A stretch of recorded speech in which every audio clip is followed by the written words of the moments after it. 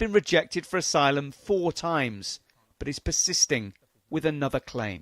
How many people, Khalid, are being cast adrift? হোটেলগুলো থেকে মানুষ প্রায় প্রতিদিনই নিখোঁজ হয়ে যাচ্ছে। এক ঠিকাদার এমন দাবি করেছেন। তার কথা অনুযায়ী অনেকেই চুপচাপ হোটেল ছেড়ে চলে যায়, অথচ নজরদারি প্রায় নেই বললেই চলে। দেশে এখন ৩৬,০০০-এরও বেশি আশ্রয়প্রার্থী হোটেলে থাকেন। বহু মানুষ আবেদন বাতিল হলেও তাদের তুলে নেওয়ার প্রক্রিয়া নেই। তারা রাস্তার দিকেই হাঁটছে। এতে তারা অদৃশ্য হয়ে যাচ্ছে সমাজের ভিতর, যা নিরাপত্তার জন্য ভয়ানক। হোম অফিস বলছে, হোটেল বন্ধ করা, অবৈধভাবে থাকা লোকজনদের সরানো এবং নিয়ম কড়াকড়ি করার কাজ চালিয়ে যাচ্ছে।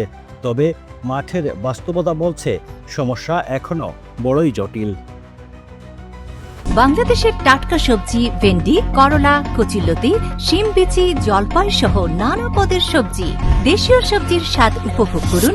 ইফকো ব্র্যান্ডের সঙ্গেই থাকুন।